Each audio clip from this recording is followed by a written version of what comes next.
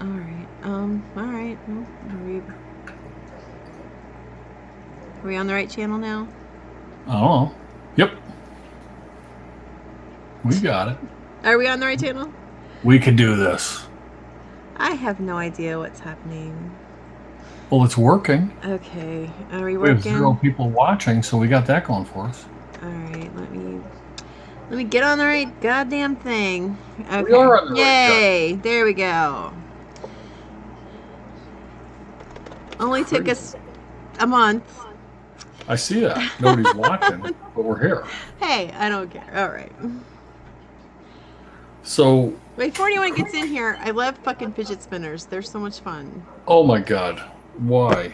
Because I sit it on my desk and spin it, and I stare at it while I work, and it gives me something to stare at so I don't go fucking crazy.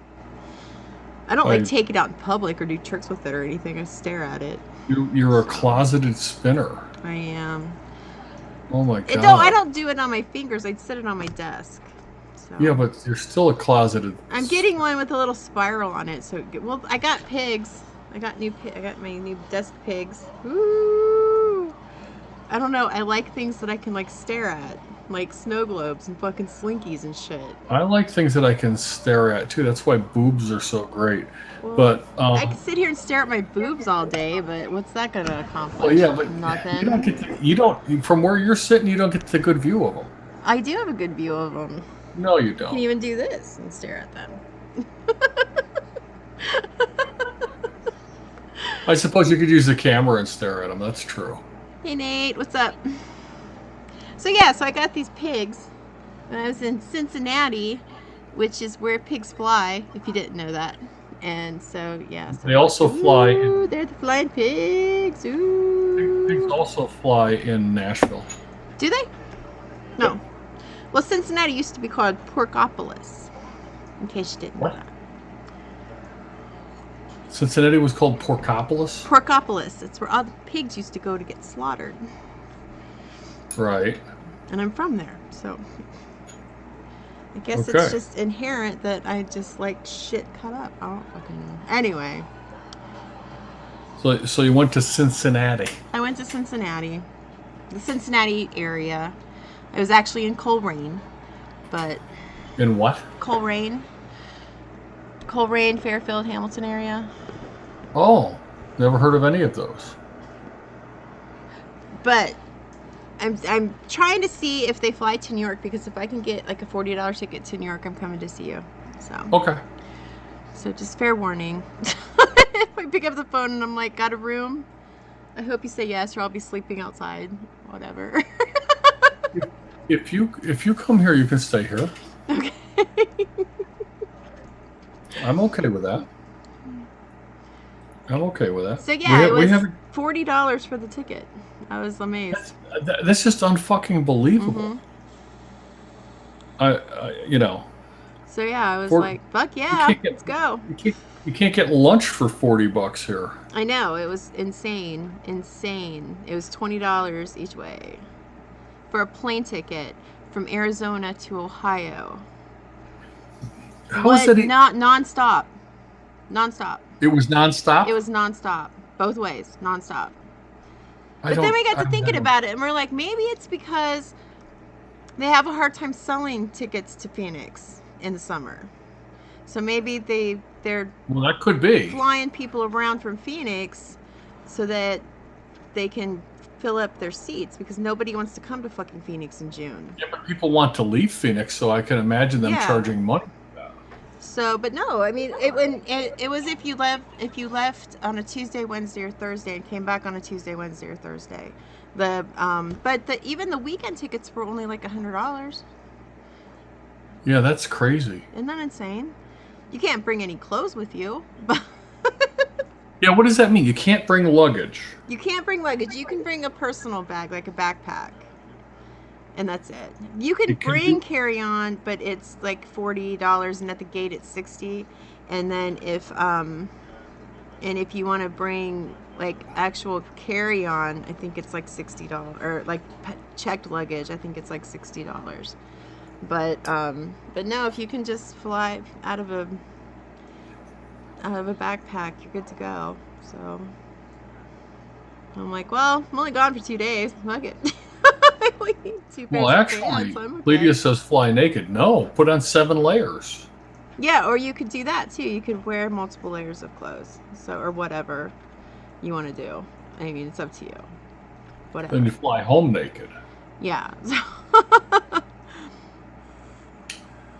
Crazy. But there's lots of videos on the web. I didn't know this for business travelers. I don't know if you've ever looked up business travelers packing or stewardesses packing or backpackers pack. And like, I'm amazed at how much you can fit into a little tiny fucking suitcase. It's amazing to me. I'm like, holy shit. Like, this one dude packed like 45 days worth of clothes in a fucking little tiny little fucking carry-on suitcase. It was insane. It was insane. So yeah. So it's funny. So I got the measurements, the dimensions, and I was like measuring all my stuff, and I was just like, oh my god, you know, I don't want to get caught at the gate if they stop me and they say something. I'm going to pay $60, you know. So I tried to find one that was perfect. Okay, so the only one I had was this old ass raggedy fucking little carry-on from like luggage from 1972. You know, I mean, I'm talking like an old ass bag, okay? And I'm like, fuck it, who cares? I'm just going to my sister's. It's not like I'm carrying this fucking ratty ass bag into the fucking Ritz or anything, you know? So yeah, I'm staying on with my family. Who gives a shit, you know? My dad was like appalled. So yesterday he like brings me this bag and he's all like, I noticed your bag was a little ratty, so I bought you this other one. oh, I'm like, thanks, Dad, but it's really a cool fucking bag. I'm like, all right, cool, thanks. well, you know, Like, just go up to the Goodwill and get a bag. You yeah, know? it was just a $5 raggedy fucking little bag that, you know, I just keep accessories in or some, you know, because I love bags. I don't know if you know this or not. I'm like the bag lady. I fucking love bags. I love fucking totes. I love fucking purses. I love fucking, but not like designer like Coach shit or anything. I'm talking just like thrift store fucking bags, like just shit I can put shit in, you know. I like cases. Yeah, I like cases Okay, too. so if I see something for sale and there's like, let's say it's a cordless drill, right? Mm-hmm. And you get the cordless drill and the charger and all the shit, right? Uh-huh. And if it's just in a cardboard box, right? Or they have the deluxe kit where you get the case for it. I always right? go with the case. So they have the same shit, but it's in a case. Do you know how many of those fucking the Gatling gun mod people? Who are they? Oh yeah, the one. Yeah, that's Inniken. Inniken. Do you know how much Inniken shit I own just to get those little fucking cases? I have 4 of them. I know, they're so great. I love the stupid little cases. And you know what's funny is, you know, the first generation of the Genesis PV shipped in. Hang on. I like the little boxes that I got from you too. What I got my stuff in. Did you get a new earring? This box right here. Yeah. Yeah. That's cool. That's what the first 250 Genesis PV shipped in. You got an extra one. You should send it to me. And that's before Inniken did that. That's cool. I want one. Yeah. Did you get a new earring? You know what it is? It's a diabetic it's a diabetic supply kit from Walmart. Oh, all right. I'll just go buy one because I think we have this. I was looking at those at my Walmart and I was like, do I really need this? $9.95. And if you want it, and if you want it in cool colors, you just run on over to the craft section or the office section of Walmart, and they've got it as a pencil box in all kinds of different colors. Oh, I'm gonna have to go buy me one. Yeah, I'm a sucker for bags and boxes and things. I just like to take stuff out of one thing and put them in another thing. I don't even care. Like, I have I got this crock set at this garage sale for like $20. You know, it had like 18 pieces to this fucking, you know, like you put the flour and the sugar and the tea in. Yeah, I have one that has Ziploc baggies in it because I had to take them out of the Ziploc baggie box and stick them in a crock thing. And Dee's like, are we hiding these for some reason? I'm like, no, I just put them in there. Just took them out of the box and stuck them in there. I have a black one of those right here. Black. I bought 100 of these. Those are so cool. These are the blue ones. I bought 100 of them. I don't little bags. I have 100 things I can put them in. So I put in them. So I bought 100 of them. Wait, you wore 7 layers to go to Tucson? No. If he wore 7 layers, his flight would be diverted to Tucson. Probably. Yeah. That's what he's saying. Is he doesn't want to have 7 layers because he doesn't want to get stuck in Tucson wearing 7 layers. But what he doesn't understand is you practically left Tucson. So. Phoenix, yeah, close enough. Well, you guys share the same airport. No. You don't? Isn't Sky Harbor? Oh yeah, Phoenix? Sky Harbor. Yeah. Sky Harbor's Phoenix. Sky Harbor's Phoenix area. Yeah. The Phoenix it's listed as area. Pahonix Tuscan. Pahonix Tuscan. Yeah, you betcha. I didn't know they didn't have their own airport, but now I do. So yeah. Stay away from Tucson. Did you have a nice Memorial Day? Yeah, I did. Yeah, it was nice. Good. Did you? Yeah. I sat on my ass and played video games all day, so yeah, it was nice. What did I do on Memorial Day weekend? I gave no fucks. Oh, I helped my son clear some brush and trees in his backyard. Oh, nice. Including, I may have dropped a tree on his house. You dropped the trim on his house? I dropped a tree on his house. Oh, his new house? Yeah. Oh, that's not good. Although now he can learn how to use house insurance.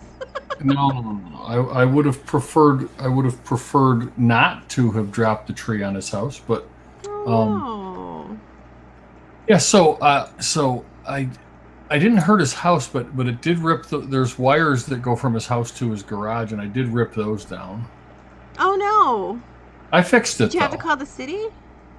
No. Oh.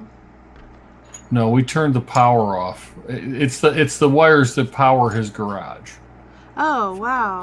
So we killed the power. Well, literally, and then we turned it off intentionally, and then I fixed it and then turned it back on, and everything is fine. But yeah, it was about a 60 foot tall tree. Did he cuss? What? Did he cuss? No. Did you? Yes. Wow, that would have freaked me out. I would have been freaked out. It was very fortunate that I didn't do more damage. Not mad. I would just be scared of all the electricity and stuff. That's It was scary. I'll give you that. It was definitely scary. But we fixed it. It's all good. Oh, good. It's all better. Better, more, bigger, nicer. I always say. So, yeah. Let's see. What else? I've been to Chicago since we last hung out. How was Chicago? I went to the Chicago Vintage Drum Show. It's actually called the Chicago Drum Show. It used to be the Chicago Vintage Drum Show. Then it became the Chicago Vintage and Custom Drum Show. And then it became the Chicago Drum Show. Did you see anybody else that was cool? It was cool. It's in an old sporting complex building called the Odeum. Did you see any famous people besides yourself? I did. Who'd you see? I saw Greg Bissonette. Okay.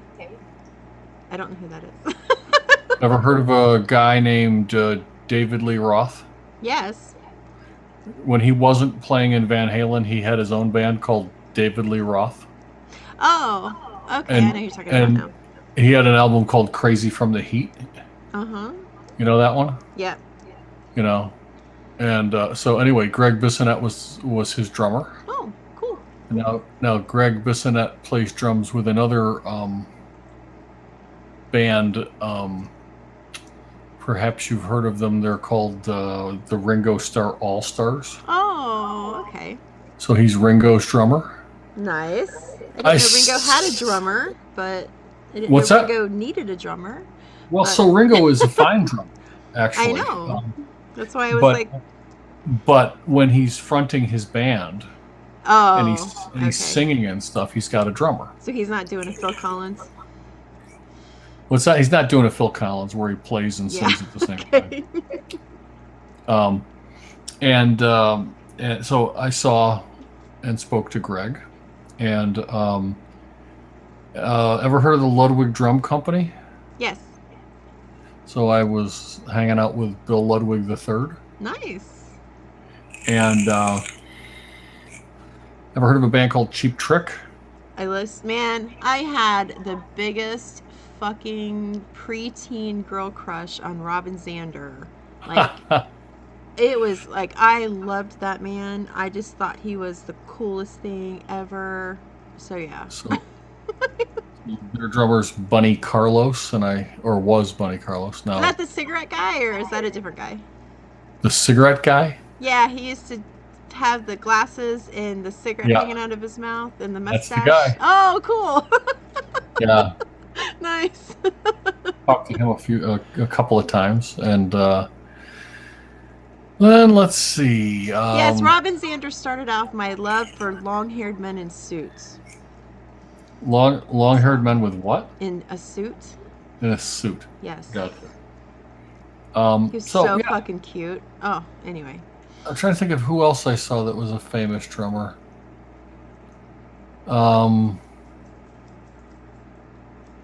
There were others. I can't remember them. Well, I'm glad you had a good time. It was nice. And I was engraving a drum at the Trick Drum Company drum booth. See, that's cool. That was fun. And I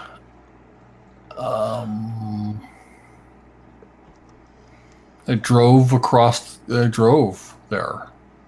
I love long drives, long car trips. I don't, especially alone. I like the solitude of it. I can get into it. I don't mind a 6-hour one of those, but a 12-hour one is a bit much. Oh well, yeah. But I stopped 3 hours into it to go to Chick-fil-A. Nice. Because that is the closest Chick-fil-A to my house. I ate way too much food over the weekend. And I bought 6 Chick-fil-A sandwiches. And I ate my way across this great country of ours. And I just now I have XM radio, and I spend a fair amount of time on the Sinatra channel, Simply Sinatra. Mm-hmm. Because I like the old jazz standards, but that gets a little sleepy. So I switched over to some comedy channel that was moronic, but they played an ad on there for the new Beatles channel, and there's a new Beatles channel on XM radio that's cool. all Beatles 24 hours a day. Wow. Yeah, and cool. So I listened to about 7 hours of Beatles on the way into town. And it was great. It was really fucking phenomenal. Nice. But on the main interstate east to west is Route 90, which is also 80 for part of that. And boy, is that road in bad condition. It's unbelievable. And all of the businesses that that are like that back up on that highway, mm-hmm. They've got their main entrances are in the small towns across America, right? Mm-hmm. But the highway goes kind of behind them, right? Mm-hmm. And it's unbelievable how many factories are shut down through the Rust Belt. It's vacant parking lots, boarded up buildings if they even bothered to board them up. Oh wow! Broken glass. This country's a mess. Whoa. It was really sad. It was really sad to see that. So the Beatles helped, though. Well, I ate way too much food. Every time I turned around, wanted to eat Skyline chili. So you gotta have that. We ate Skyline chili. Hey, Jeff. like a lot. And then White Castle, went to White Castle, and you can buy 30 of the White Castles in a big box. Okay, it comes in like this suitcase. All right. Yeah. So my daughter saw this thing and she's like, "Oh my God, I have to have this box." And I'm like, "Okay." So she took all of her clothes out of her little backpack and crammed them all into this White Castle box so she could bring it home. Oh. It was so funny, and they just kind of looked at her weird at the airport. She's like, "It's just clothes," But yeah, so I must bring the White Castle box. Must bring the White Castle. Well, she wanted a souvenir from White Castle, and so she got it. She took the box home. So 30 White Castle burgers feeds 3 people? What, 4? No, we fed 3, 5, 6, 7, 9 people. 9 or 10 people was eating them. That's like not enough. Yeah, well, it was like a snack. Yeah.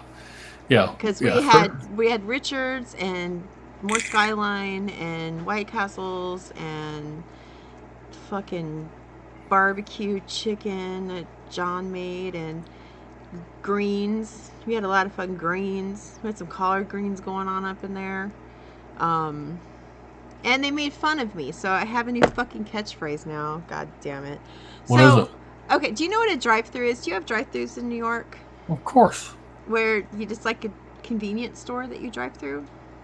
We don't have convenience stores. Okay, well, they have these things in Ohio, and they're called drive-thrus, and it's like a barn, okay? Or like a big barn. Oh, for beer? Yeah, and you can drive through it. And just a little kid will run out and ask you what you want, and then they'll go get it and for you and shit, okay? And it's a brew-through. Okay, whatever you call them. All right, so we don't have them here, okay? So we only have them in Ohio. So we saw one, and we're like, "Oh, let's drive through and get a soda," And so we did, and my daughter was like, "Oh, I need a pack of cigarettes," and I'm like, "All right." So she hands me the money, and she's like, "Give me a pack of cigarettes," and I'm like, "Okay."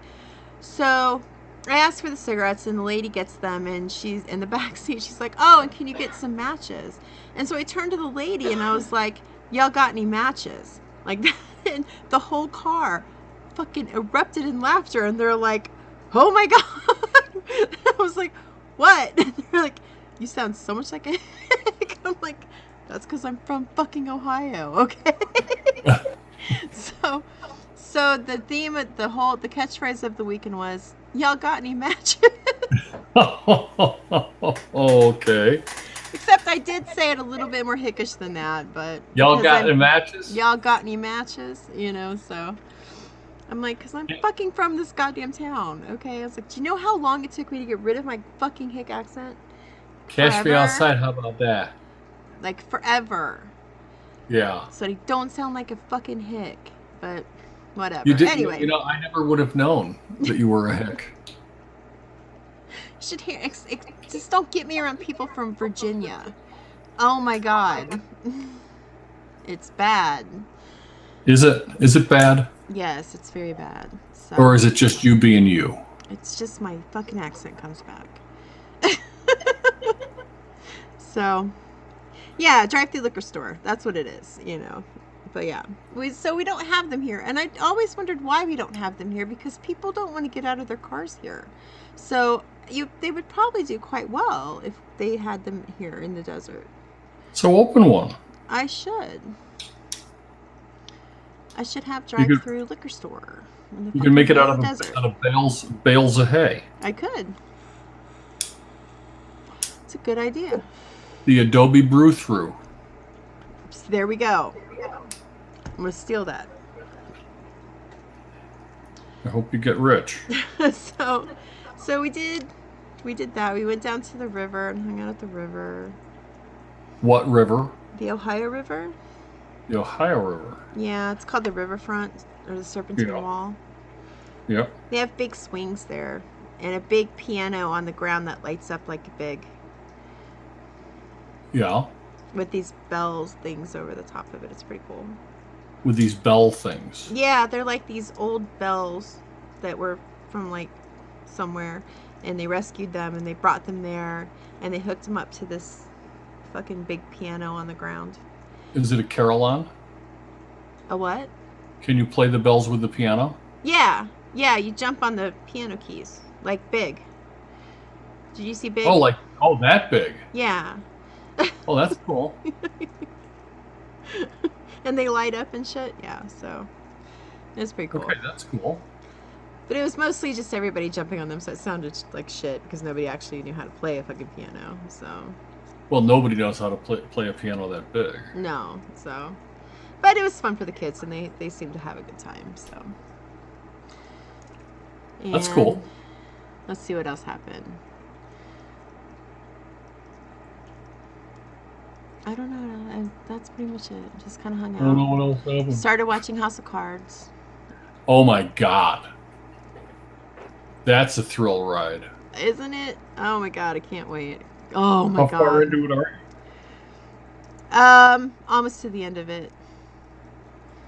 So we've been to their equivalent of the Bohemian Grove. Yes. I was so excited to see it. I was freaked out, and my dad was like, "What?" I'm like, "It's Bohemian Grove." I'm like, "It's the Big Owl," and I started like talking about how it's Walter Cronkite and shit, and the cremation of care and. Yeah, it's funny how they renamed everything, but yeah. Hi, Muffin Cat. I know, and how it took me a second at the end what he was burning, but then I was like, oh no, he picked it up at the beginning. But yeah, so like I am like, I think I got like 2 more episodes or an episode and a half to go. So oh yeah. I thought they were just gonna drive that guy insane and he was gonna like murder his family and shit. That's what I thought was gonna happen. Who's that? The runner, the guy that he was running against. I can't remember his name. Oh yeah. I thought he was just gonna wig out and like murder his convenient family who would never see the kids anymore, you know. So. Oh yeah, he lost his shit. Oh my god, it was such a great show. Such a great show. Oh, I love it. I love Kevin Spacey, and it's like I was talking with Rock earlier, and I was like, it's like Sons of Anarchy. I'm like, it's these horrible people. They're murderers and awful liars and these awful people. I'm like, but God, I love them so much. But then you take a show like Walking Dead where it's just these good people who just want to survive. I just want them all to get their faces eaten off because I hate them so much. So. Yeah, Fear the Walking Dead's back. I don't watch that one. I think it's boring as fuck. So. Yeah, well, it's back. I don't watch that one. Maybe I'll give it another watch because if there's more seasons of it, I mean, it's probably better now, right? It's no Walking Dead. Oh my God, it's Big Kem. Hey, Big Kem. Where's Big Kem? He's Deadly Muffin Cat now. Oh. He doesn't vape anymore, so. He doesn't. No, he quit vaping. So that's congratulations to you.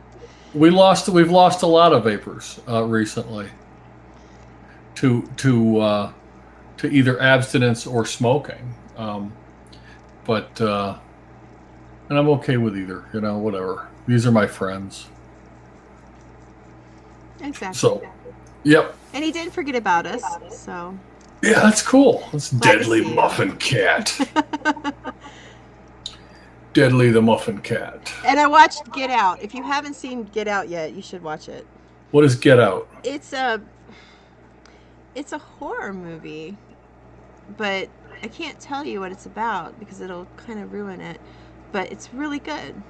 Okay, I'll add it to the list. Yeah, see, haven't smoked in 3 years, haven't vaped in over 1. It's surprisingly good. Surprisingly, like you kind of think you got it figured out until the end, and then you're like, oh shit, no, that wasn't what I was thinking at all. So. I watched a Nicolas Cage film a couple of weeks ago. Which one? And I love Nicolas Cage films. Oh, I love Nicolas Cage, except for fucking the Rapture one. That one was dumb because he didn't freak out not one time. Not one time. Which one was the Rapture one? The hell was it called? He's an airline pilot and they get raptured, and what the fuck was it called? Now I gotta look it up. I think it started with an F.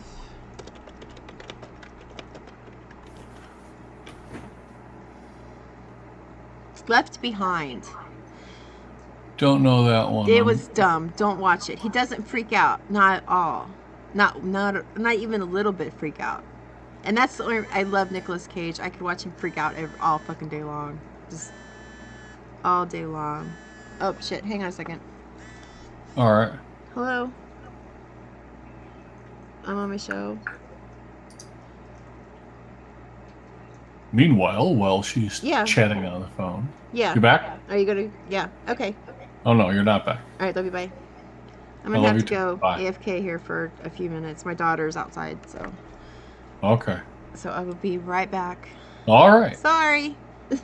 That's okay. Go let her in. You know, you don't trust her to have a key. That's fine. I think she's just dropping something off. So I'll be right back. Sure. She's at your version of the brew through. So there you go. So, well, you know, it's nice to see that we have 6 people that are interested in whatever the hell it is that we're doing here. That's always fun. Oh, look, she puts up the little thing over the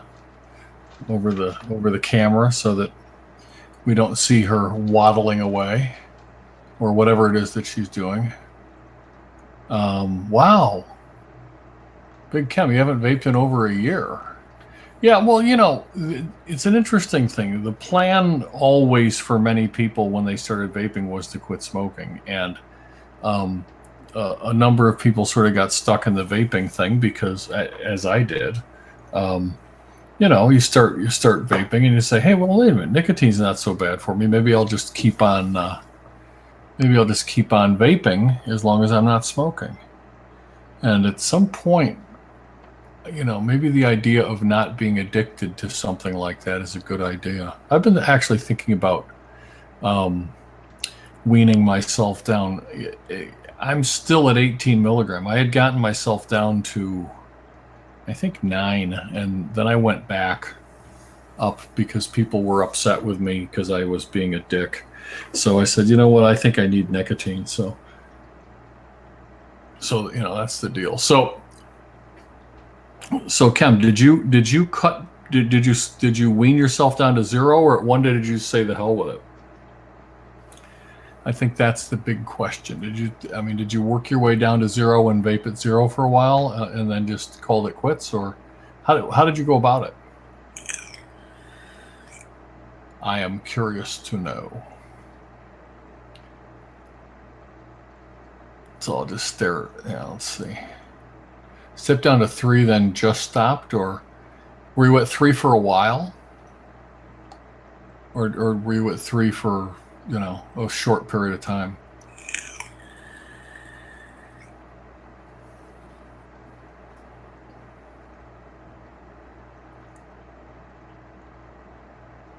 Of course, this is never interesting programming for people that are watching it on the replay. So you were at 3 for 6 months, and then it was just like did you just sort of stop vaping, or did you make the conscious decision, today I'm not vaping anymore? I guess that's the big question. Or did it just sort of fall by the wayside?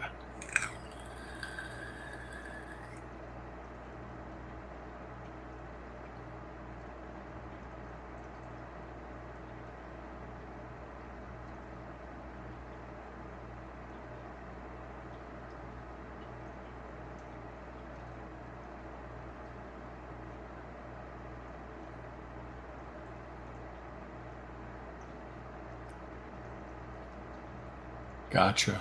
So you had an event that caused you to stop. You didn't want to have the complications that are caused by that. That's interesting. That's interesting. And then why go back at that point? Do you miss it? Is it something that you know, that do you occasionally crave? Do you occasionally have the urge? Do you still hang around anybody that vapes at all, or did you ever?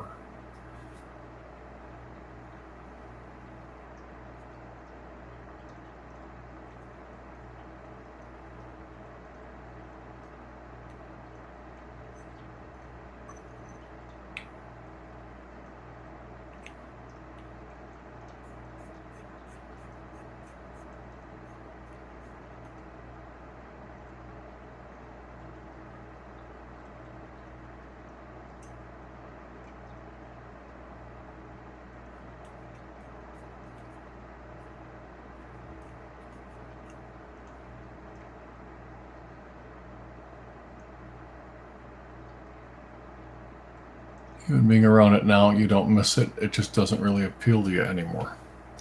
Got it. Well, that's cool. That's pretty cool. I look around and see how much vaping has sort of taken over my life, and I wonder what it would be like to still have vaping being a huge part of my existence, but not actually vaping. I'm wondering. I don't know what that would feel like, because up there's about 500 mods, and there's 100 over there, and there's about 100 of them over there in a case, and it's like and I don't use any of those. They're just like a collection, and I just wonder if and even now those things feel less and less significant to me as vaping paraphernalia has become, and vaping devices have become so commonplace. The to have more of this gear than is ever in a vape shop, is an interesting, it's an interesting hobby to have them, but they don't get touched. They just kind of get looked at behind glass, and every so often somebody will say, "Hey, I just found one of these." It's like, "Yeah, I got one of those," or "Yeah, I got one of those." But the last 3 years, I haven't collected anything because it's nothing really that's come out has been interesting to me, and I wonder. This stuff at one time, every piece up there was $100 or more, and now, they don't have any real value at all. Nobody would want most of these because they're just now artifacts of days gone by in the vaping industry. Although it's cool seeing all of the innovation as it took place, but now it's like when the electronic stuff started coming out, I grabbed fewer and fewer and fewer mods because they're just not that interesting to me. They sort of all do the same thing, and they all do it in the same way, and they're just different shapes and different, that sort of thing. So I'm not, entirely convinced that there's, anything really worth collecting now anymore. I have no idea. I don't know. So it's interesting. Yeah. Sorry. That's okay. I got to experience. I got to experience how weird it is to just ask questions of people in the chat window and realize that if anybody watches this thing back, they're not going to know what the hell is happening. They're not going to know what's being said. And the other thing is there's moments of me just sitting there doing nothing, waiting for them to type back because of the delay line. And I want, the more if I ever do this, the more I really appreciate these guys that can go on and do a one-man show. Yeah. Yep. Talk some more. Yeah, I mean, these guys will get on there. They usually have a topic that they're talking about, and we don't. So that's why, because they usually know what they're going to talk about and have a script or something. So. Yeah, somebody asked me last week when I mentioned to them that we didn't have that I normally have a show, but we didn't have one this week. They were like, "What's your show about?" And I was like, "Damn." Nothing. not to sound like we're copying Seinfeld, but it's really about nothing except it's whatever we feel like. It's actually about less than Seinfeld. Well, it's just us visiting, and whatever we decide to talk about or whatever's relevant at the time, or and that's what makes it nice, is because we're flexible. So we can talk about whatever the fuck we want because we're not pigeonholed into one thing, Right. Because people never know what they're going to get. That's why they watch our show, because they never know what all the fuck we're going to talk about. All 6 of them watch. All 6 of these, we entertain the shit out of those 6 people every fucking week. That's true. Though, except for the past 4 weeks when we haven't. Or 3. It's been what, 3? No, it's been 4. It's been 4. Because I'm stupid? Yeah. No, it's fine. You're not stupid. So somebody said, so when do you, the person said to me, so when do you do your show? I said, every Friday night. And then I said, well, okay, not every Friday night. Most Friday nights. Well, not even most. We occasionally on a Friday night. Every so often on a summer Friday night. is bad just because there's so much going on. So everybody's got shit to do too. So when the moon is low in the sky and holding water, Well, and the kids aren't in school, and I'm building a house, and yeah, there you go. Got shit to do. So wonder what. To go apparently. Let's see. I have acquired. I've acquired several watches since we last spoke. Really? Yeah. Which one's your favorite that you've acquired recently? New one?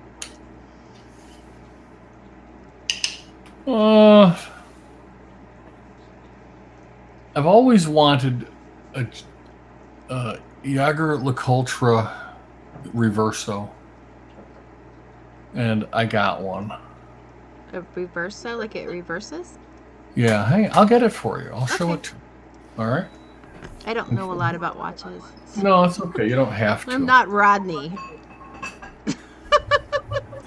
Rodney knows a fair amount about watches. I know he does.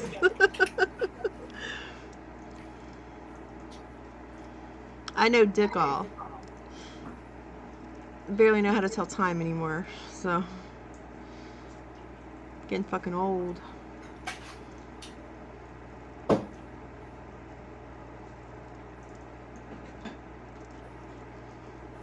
I'll be right back. All right. I'm coming. So how you doing, Jeff? Since you're really the only one watching this. I've gotten 2. You got 2? 2 Reverso watches? No, I got 1 Reverso, and I got a... See, now, Nate, I like pocket watches. I can't tell you name brands and stuff, but I like the old pocket watches. Okay, so the Jaeger... It's cool. Jaeger-LeCoultre Reverso. This is not an automatic watch. This is a wind-up watch. And it has a beautiful alligator band. So, do you live around Zen? He can probably watch repair you.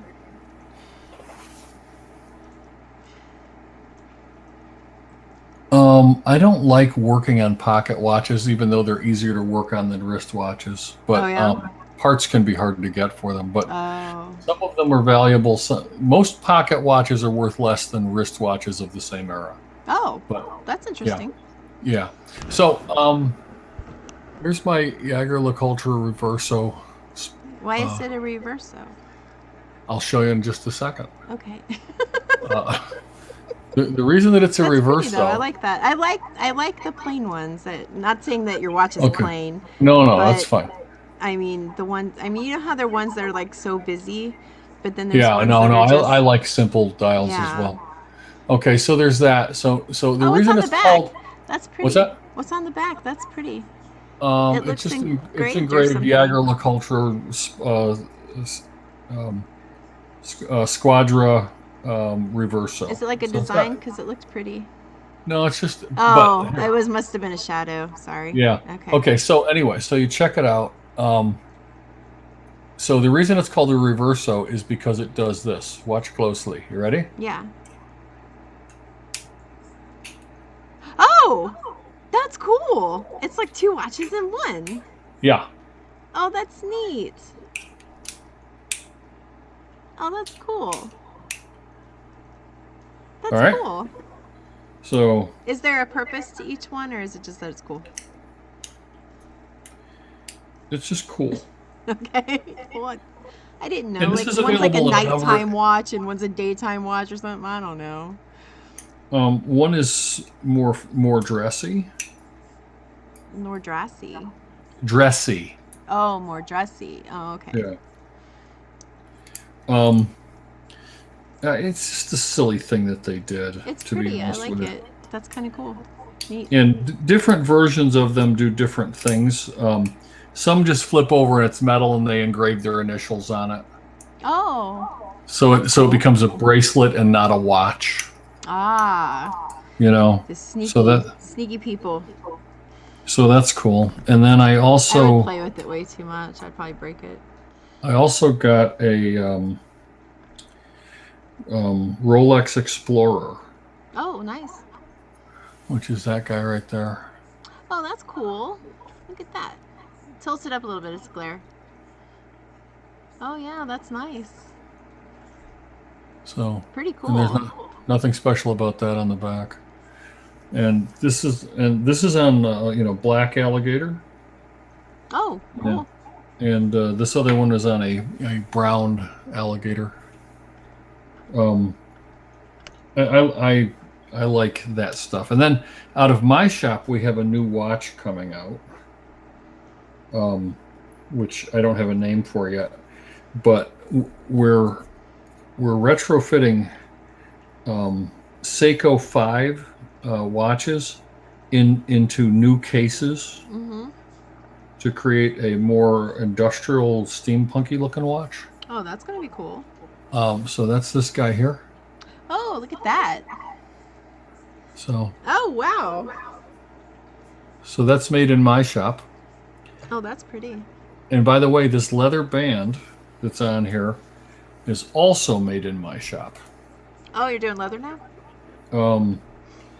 This is a cool idea. Okay. These and we're gonna make the bands for our watches, but we're also gonna sell them on their own. This is made of leather. This is upcycled leather. So what we're doing is we're buying motorcycle jackets at garage sales and turning them into watch bands. Oh, that's cool. So this watch band was a motorcycle jacket last weekend. Do you find a lot of motorcycle jackets at garage sales? Well, the good news is you don't have to find many, because out of a man's motorcycle jacket, you can get about 75. Yeah. Or 100 bands. Well, it's good that you're recycling like that. That's cool. We're calling it upcycling because it's I don't know why. It's not really recycling because it's still usable as a coat. Yeah. So since it's usable in its existing form, and we're turning it into something else, I don't think it's recycling. I think it's upcycling. Oh, that's good. Oh, that looks good on. Look at that. You like that watch? It's a cool looking watch. It's a cool looking watch. Yeah. So I don't know when this is going to come. It's coming out this year. We're still working on tooling it up for production. This is the prototype, but it's pretty cool. And the cool thing about this watch is it's going to be available because we're starting with the Seiko stuff. Right. We're going to make it available assembled as a complete watch, or as a kit. So you can supply your own Seiko watch and turn it into that. Oh, that's cool. People so it's going to customize it. Yeah. Yeah. So it's going to be a kit, so you can build your own. Oh, that's cool. Yeah. Yep. I had a Seiko watch. Seiko makes a fine timepiece. A long time ago, but it was like my favorite watch in the whole world. Where'd it go? I have no idea. I couldn't tell you, but I loved that stupid watch. I got a new doll. What'd you get? I got 2 new dolls. You bought the what? I got 2 new ones. Nice. I got this one. I think she's pretty. Got her face. And she's in her cute little bathrobe. And this is the unwilling donor. Because if you pull up her robe in the back, she is missing a kidney. And she comes with her kidney. So it's in her box though. It's in her coffin. I don't have it on her. But yeah, this is the unwilling donor who woke up in a bathtub full of ice, missing a kidney. So. Oh man. So yeah. What is wrong with these people? She comes in a series called Urban Legends. So it's this one, and there's Bloody Mary, and there's the Vanishing Hitchhiker, and the Hook Man. And I think that's all in that series. But all right. So and then I had one made. I had a custom, and her name is Clone because she is the June baby birthday doll. And this is her with her broken wings, and she has a rhinestone in her eye. You see it? It's in her eye. It's all bloody and jammed in there. Why? And she's hand painted. Her wings are handmade. I got to fix her wings though, but she has broken wings. Her hands are all bound. She's all bound. She's all fucked up. And her name is Clone. So for all the June baby birthdays out there, so that's what she looks like. Because I was designing her with the artist, and because she makes these birthstone dolls. So if you want a doll with your birthstone, she sells them. You can order them. When's your birthday? June 18th, this month. Ooh, coming right up. Coming right up, yeah. And so you're gonna be 35. Huh? You're gonna be 35. Yeah. Nice. Yeah. Again. So again, anyway. But yeah. So I was designing her, and most people that have been buying them, they get them, you know, stuck in their forehead or in their chest or whatever. And she's like, "Where do you want this birthstone?" I'm like, "Jam it in her eye." And she's like, "What?" I'm like, "Shove it in her eye." I'm like, "Make it bleed, you know, fuck her up." She's like, "Do you want wings?" I'm like, "I want broken wings. You know, I just want to look like someone just fucked her up and just pushed her right out of fucking heaven. Just fuck her up like that." And she's like, "Oh, I could tie her hands up." I'm like, "Tie her, bind her, break her, do whatever you want to her." So I got my broken baby. And yeah, her name is Clone. And we were trying to think of twin, because she's from Malta. So we were trying to think of twin, because Geminis are twins. And that's who's born in June. You know, Geminis are in June babies. And so they're psycho because they're two people, basically. They're the twins. And so I was trying to think of like a cool word, like a foreign word for twin. And we couldn't really come up with anything because she speaks like all these languages. And she's like, "What about Clone?" And I'm like, "I like that." So that's what her name is. Her name is Clone. So. Nice. You know, you just gave me an idea. It would be cool to do Shibari dolls.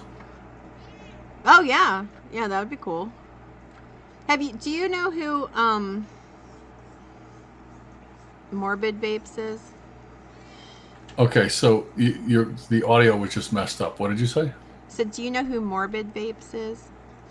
I know the name. I don't know who it is. He's Rolando Shibari. So he does a lot of photography with Shibari, and some of it's really cool. He's been learning how to do it and practicing and trying to find more people to tie up. And I told him if I ever get out that way, he can tie me up. So.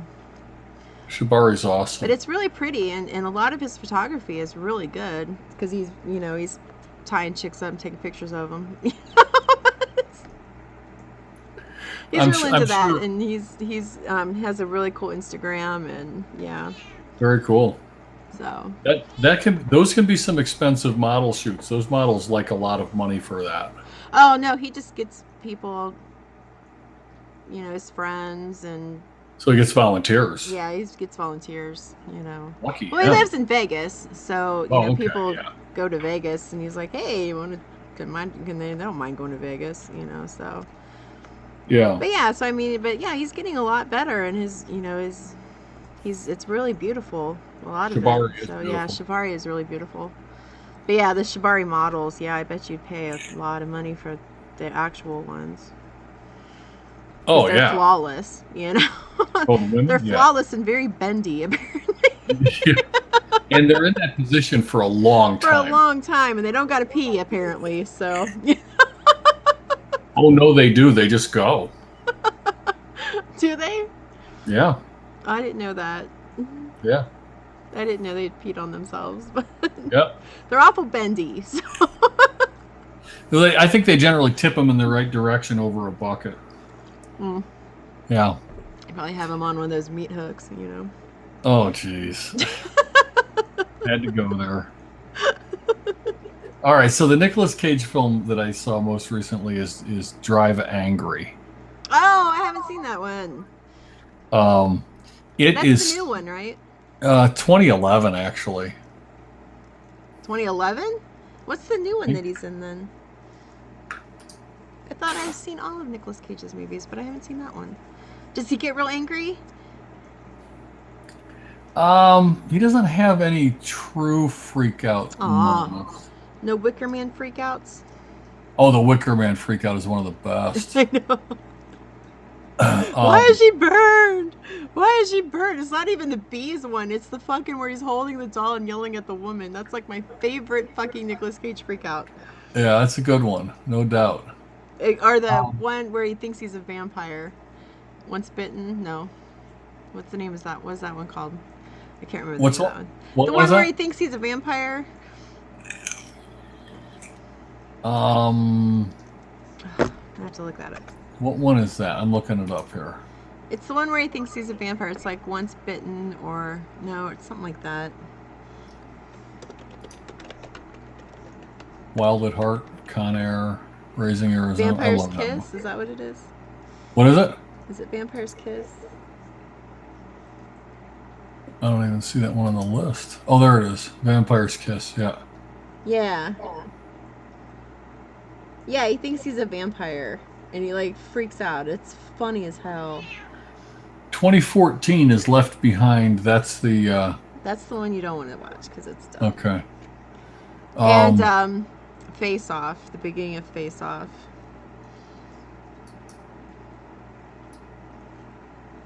Okay.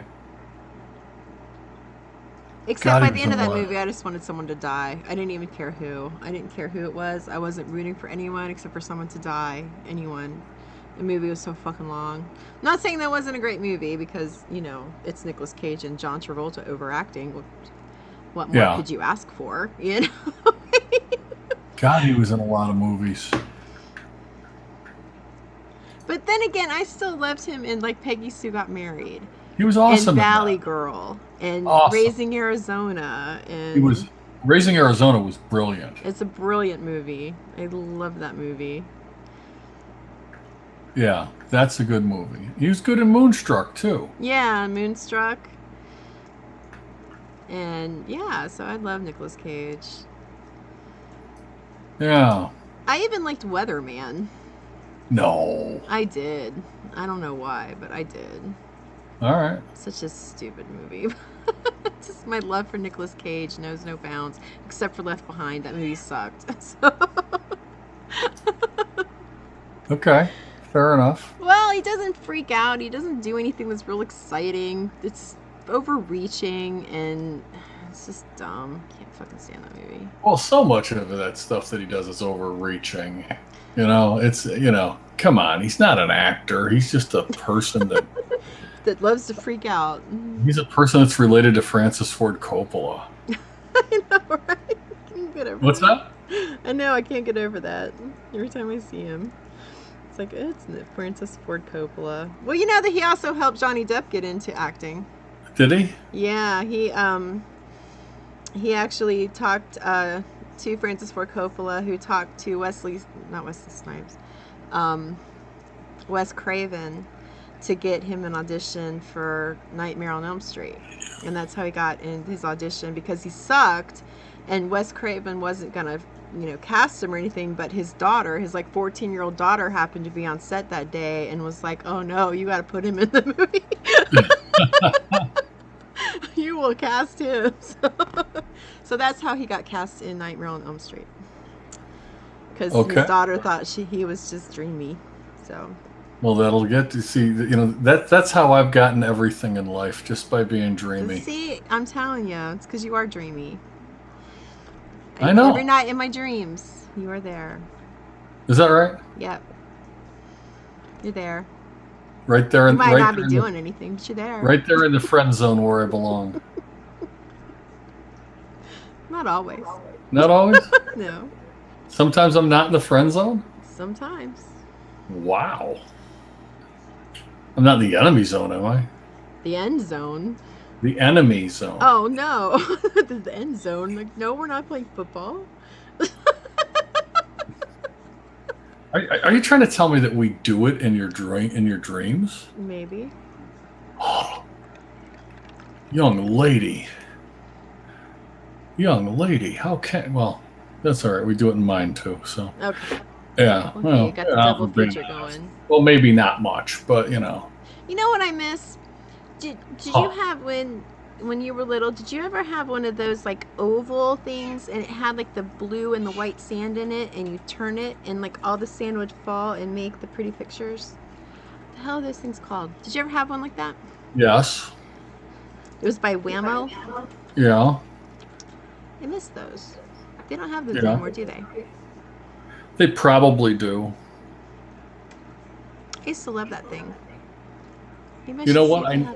If any place in the United States, if they still make that, and any place in the United States still sells it, it will be in East Aurora, New York, at Vidler's 5 and Dime. The Vidler's 5 and Dime?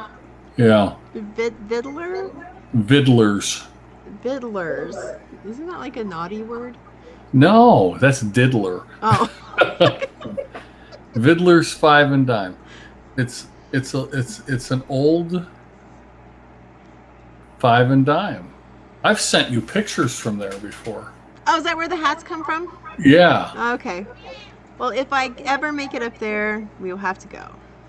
I'm gonna go there tomorrow. We'll see if they have a blue sand thing. Yeah, I mean it's only an hour and a half from here. I don't know what it's called though. I don't know what the sand things are called. It's called the Wave. The Wave? Okay. Yeah. Or something like that. I used to love that thing. I played with it all the time. I have a Pinpressions too. Oh, where you stick your face in all the pins? Yeah. You try to make funny faces and stick your face in the pin? Yeah, it's not as good with a beard. Just saying. I don't think so. It's just not. Sadly. Not as good with a beard. But yeah, I've got to go to a family reunion tomorrow in East Aurora, New York. Oh, that's fun. And that's that's in the same town that Vidler's is in. So maybe I'll go to Vidler's. Does a lot of people go to your family reunions? I don't know. Do you have a very big family? I will be there,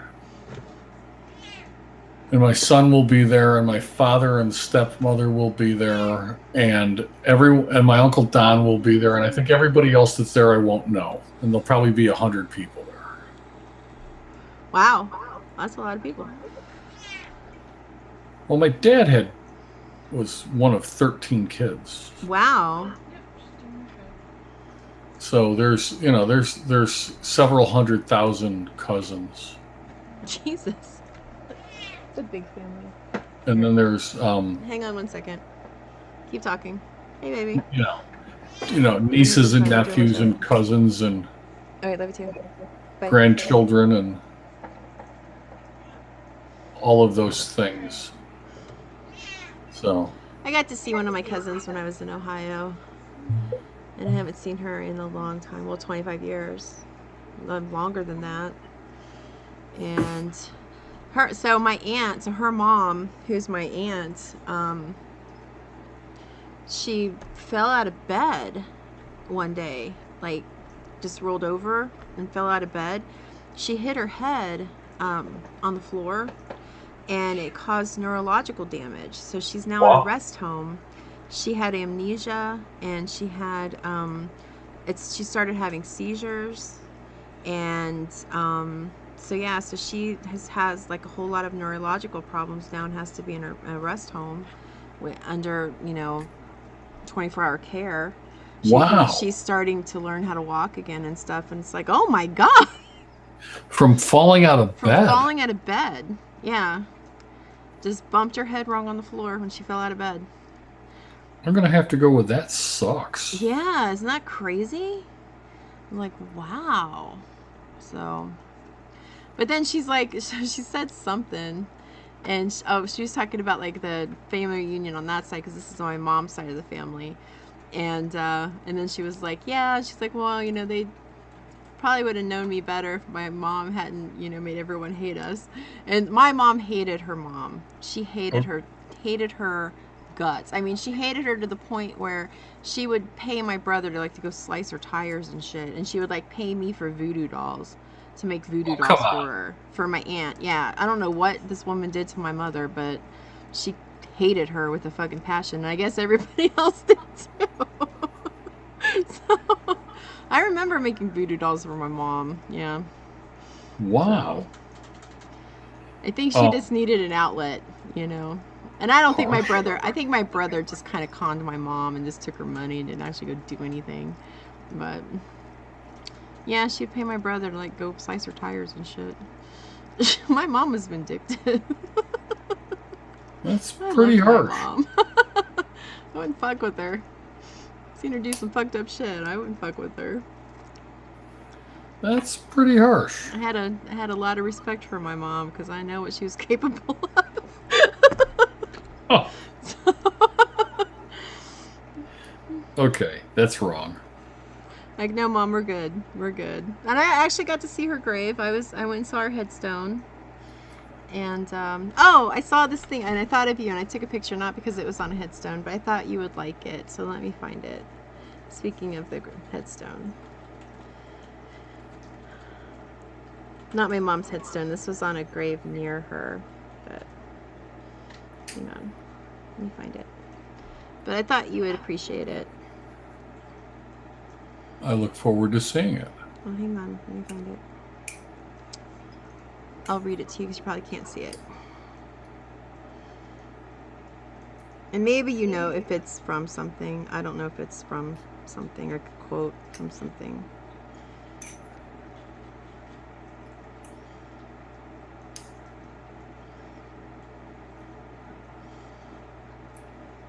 Okay, it says,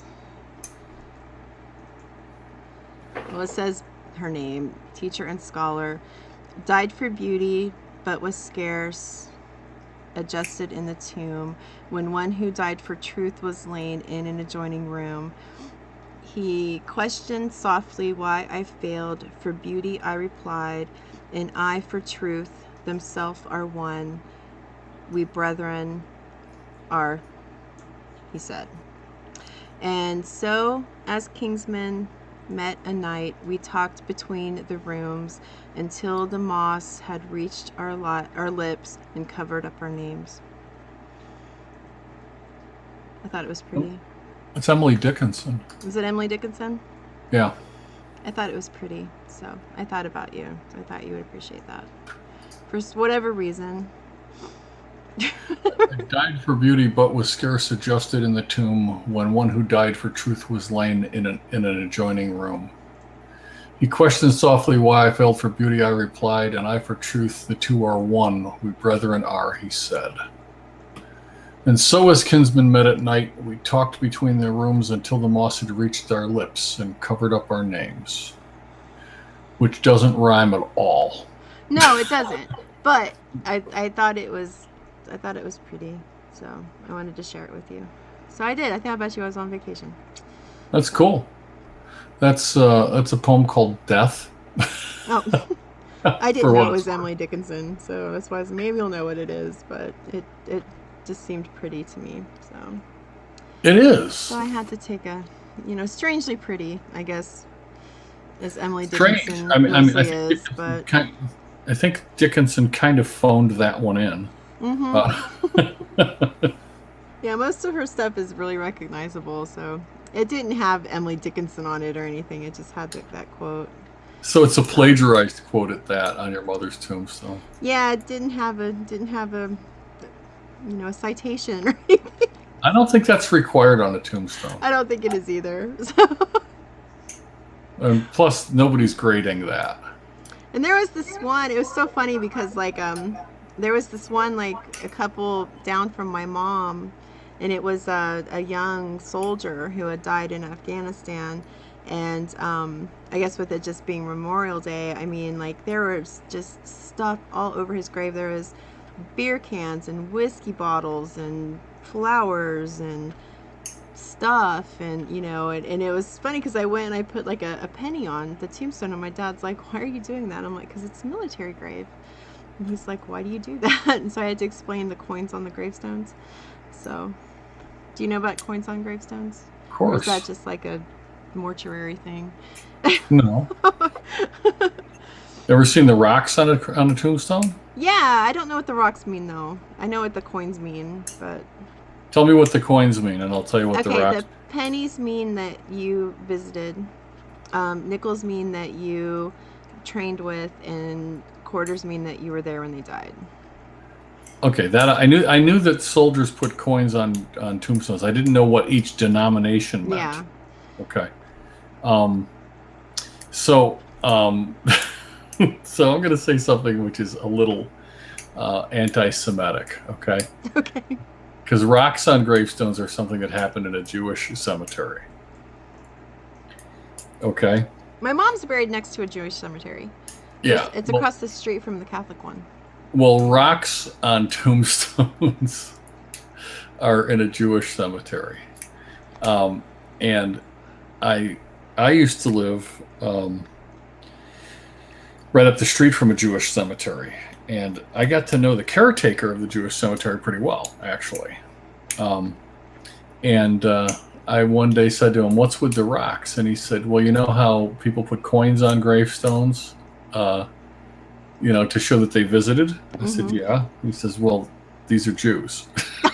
I was going to say, I was like, are they too cheap to put pennies on there? Yeah. So, well, it's an it serves two purposes. One is to give them spending money in the afterlife. And the second reason was it was the fund to help care for the tombstones of the soldiers. So people would put money on the tombstones, and then the groundskeeper would use the money to keep care so that everything looked nice all the time. So it was like a dual kind of thing. Kind of like the pennies on the eyes. Well, at the Jewish cemetery, there's actually throwing rocks over there. There's actually a bucket with pebbles in it. Oh no. Okay, so that you don't even have to bring your own.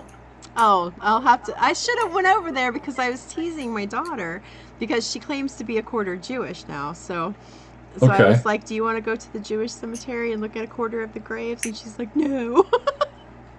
Broomless! Oh my God, it's Broomless. Broomless. Lucy. Hey, Lucy. You're doing well. Lucy. Hope you're doing well. Yeah. So yeah, and even though that's anti-Semitic, at least it was told to me by the caretaker of the Jewish cemetery. So I'm just passing on what he said. I am going to look it up and see what it really means. It means that somebody visited. That's what it means. Oh, it is. Oh, you have to use your left hand. And then it enables visitors to partake in the mitzvah tradition of commemorating the burial of the deceased. Oh, that's cool. Yeah. But on some level, it's kind of like I should know that. It's kind of like when you tip, you want to make sure that the waiter sees you tip. I should know that. That's strange. I should know that because I know I had to learn all about Jewish tradition, and I had to learn about all the religions' burial traditions. So. Well, that's not as much a burial tradition as it is a memorial tradition. Well, I learned about the coins when we learned about military. Okay. We had to learn how to fold flags and everything. It was cool. We had to actually take a test on the flag. Did you know that? We had to take a test on the flag and pass it as part of our license. I could pass a test on the flag. No, folding it and presenting it. I could do that. Well, yeah. I think everybody should know what it is. Know how to do it. They should I know how to properly fold a flag. I know how. Well, you were in the military, though. No. You weren't? No. I thought you were in the military. No, I worked for the Navy. Oh, yeah, you worked for the Navy. Never mind. That's where that came from. People get confused by that. A lot of people think that I was in the Navy. I was never in the Navy. I worked for the Navy. Well, I know you worked for them, but I thought like many years ago you were in the Navy. No. For some reason. I'm sorry. No. No, ma'am. I was not. And a lot of people think I was for some reason. And I don't. And I am very careful not to have people mistake that about me, because that's very important. Yeah, I don't want to take credit for something like that I didn't do, because that's stolen valor, and that's not good. Yeah, no, I can't do that. Yeah, that's not a good thing to do. I can't do that, and that's not cool.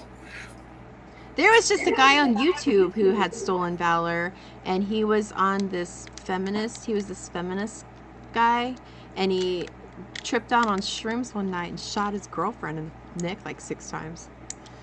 What? Yeah, he's called the Russian Deadpool on some kind of feminist thing. See, good, Brimless. Everyone should know how to fold a flag properly. I think so. I think that would be good. I think everyone should know the rules of the flag. I don't think many people do these days. No, I don't think they do. I don't think they care. No, I don't think that they know the rules of the flag. So I get a kick out of when I go to a town, like a planning board meeting or something like that they start out the meetings with the Pledge of Allegiance. Why is that bad? What's that? Why is that bad?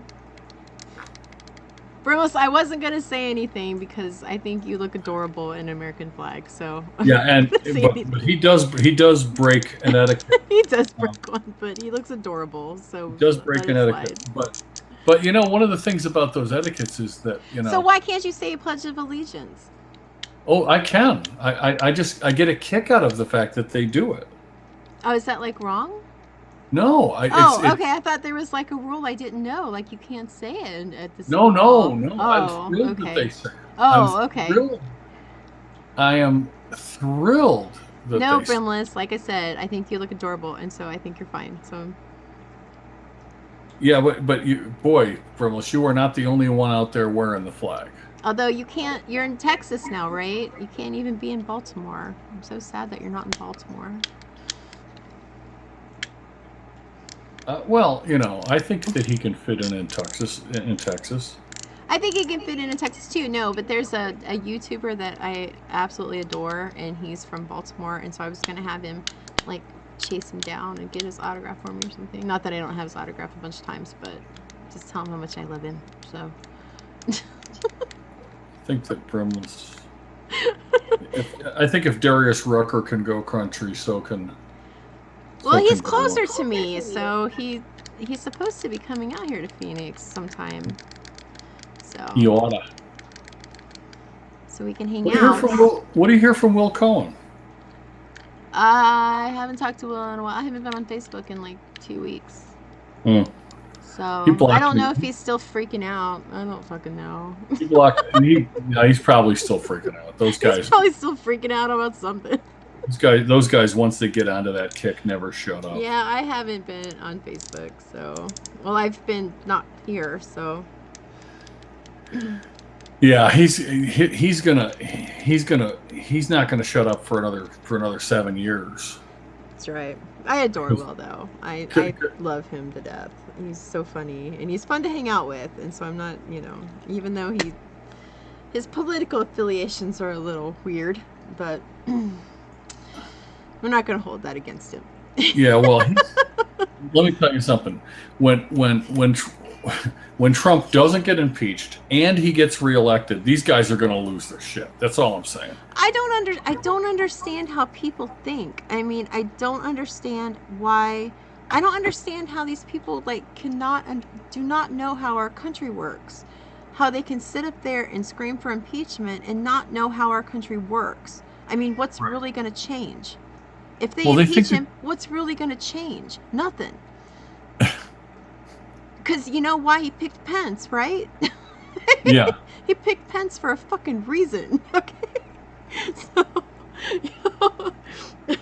So I don't know if some of these people actually think that Hillary will become president if Trump is impeached. I heard somebody say that. Yeah, and they believe that with their whole heart, that that's what's going to happen. And it's like, no, that's not how our country works, sweetheart. You know, and then even that, I'm like, even if they do impeach him, he still has to get convicted in the Senate, and that's not going to happen because those Republican senators aren't going to lose their districts over this shit. You know, it's like, so it's going to be another Bill Clinton for you people. You know, he might get impeached, but he's not going to leave office. Right. You know, and that doesn't prevent him from running again in fucking 2020. So let me people are dumb. I don't understand. Let me share something with you here if I can find it. So yeah, have you seen these people who think Hillary's going to be president? If fucking Trump shouldn't resign. He has done nothing wrong. This will only take a couple of minutes. I'm going to read you a column that was written by a columnist in our town, actually. You should only get impeached if you break the law, and he's done nothing wrong. You know, so. Okay, so you want to hear this? Yeah.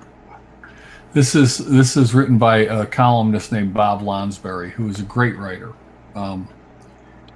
So this column was actually May 17th, 2017, and it's entitled "What If Trump is Pushed Out?" And it says the greater danger is not that Trump will be retained, but that he will be toppled. If the concern is genuinely for the Republic or for the continuation of our constitutional experiment, the greatest peril we could face is not a bad president, but the rejection of an election. The precedent set by a successful coup of harassment would forever destabilize the presidency and empower revolutions and resistances every 4 years. It would strike an axe to the very root of the nation and its nature. It would, simply put, end the Constitution. Just as there is a balance of powers, there must be a retention of powers, to include the power of persistence in the presidency and the power of the people to constitutionally select the president. I fear that those who batter Trump and make hysterical claims, who spread the gasoline and light the match of social disunion and potentially violent revolution, are either ignorant of the damage they do or secretly in league to bring down the nation as we know it. If the Obama administration brought change via one means, the progressive rejection of the presidential election is seeking to bring change by another means. It is either woefully misdirected political stunt or it's a coup and a revolution meant to destroy the nation of 1776. If it's the latter, no words will make a difference in the actions of those storming the Bastille. But if it's the former, hopefully reason and love of country can prevail. And reason tells us that we can survive a bad president.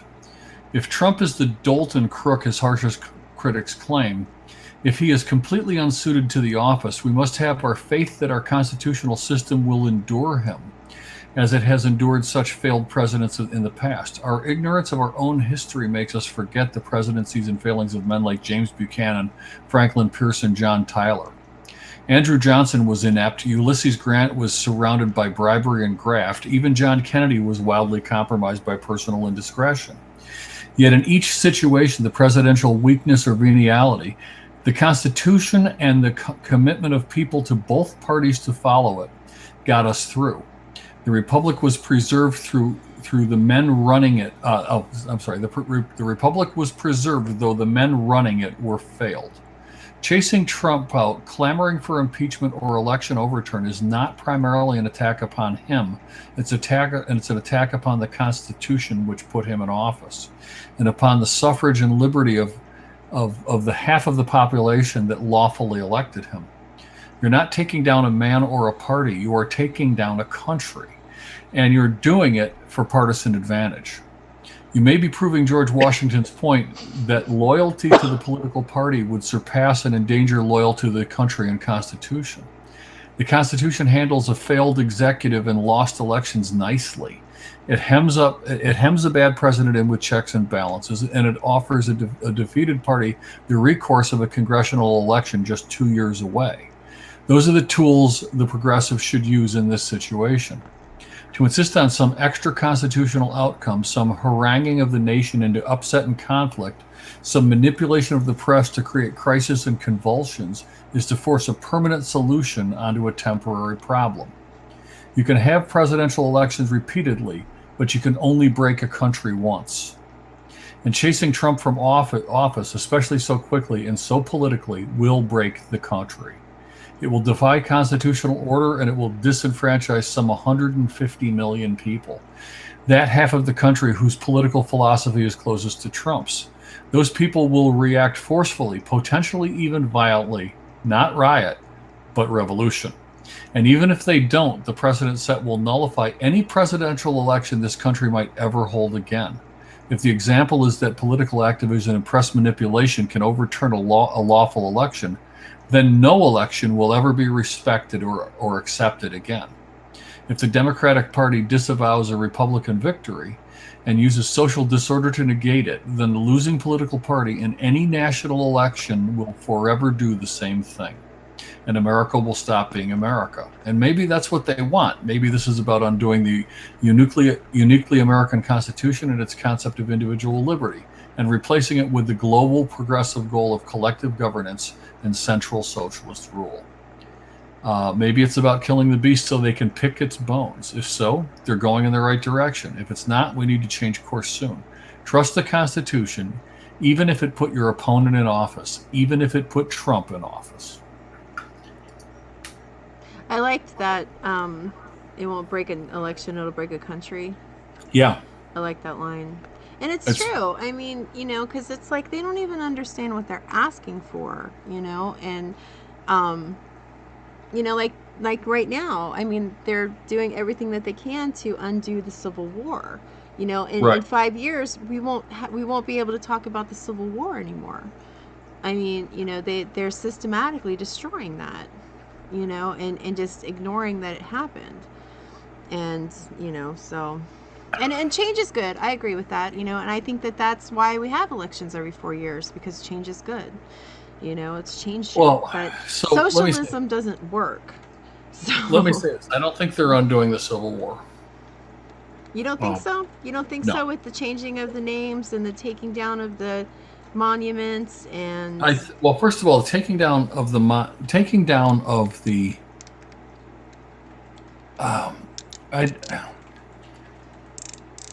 So I want to be careful how I present this because it will look different than I feel. Okay.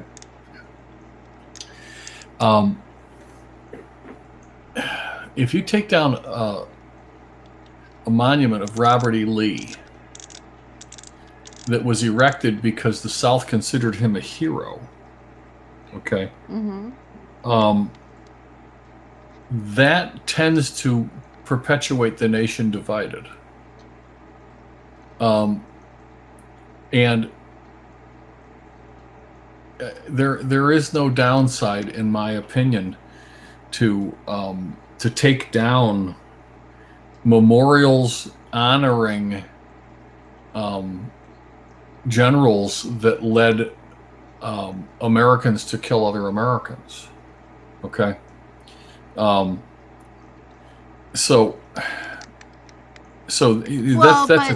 on the other hand, if that's the case, then why was it allowed to stand so long?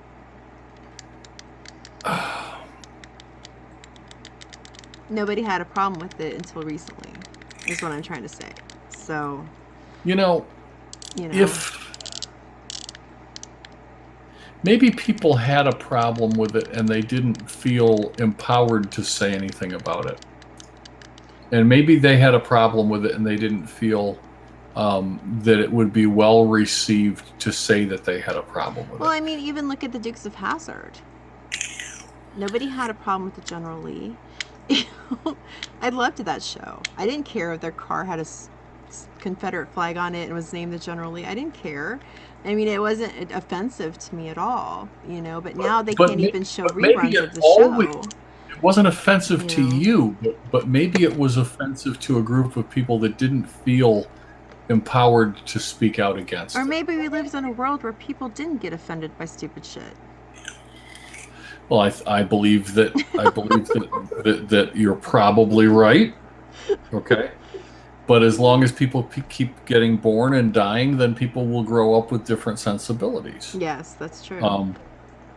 And over the course of over the, a lot of people that watched Dukes of Hazzard, a lot of people that watched Dukes of Hazzard are no longer alive.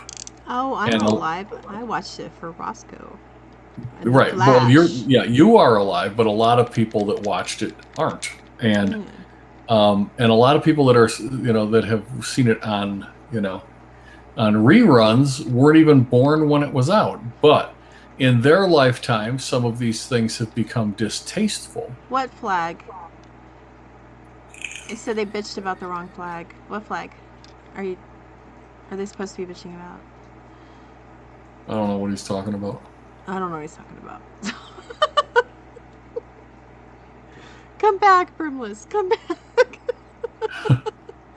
I'm kidding. Anyway, no, but, because, like, I see stuff now, and it's just, like, what's happening in the world, and it's just, like, wow.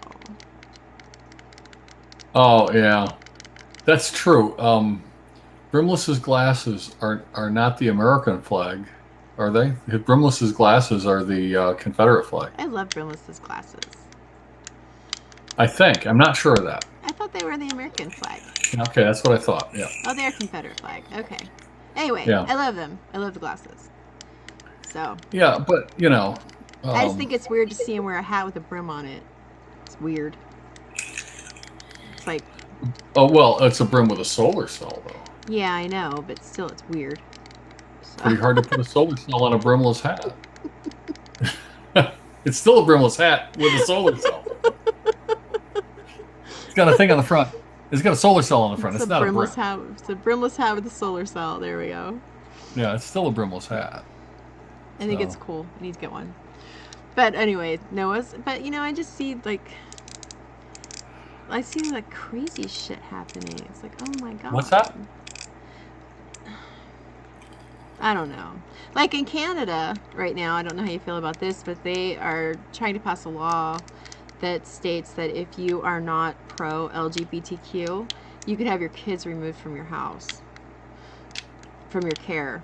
They could remove your children from your house if you are not pro. Because they don't want you raising kids that are not pro other world genders.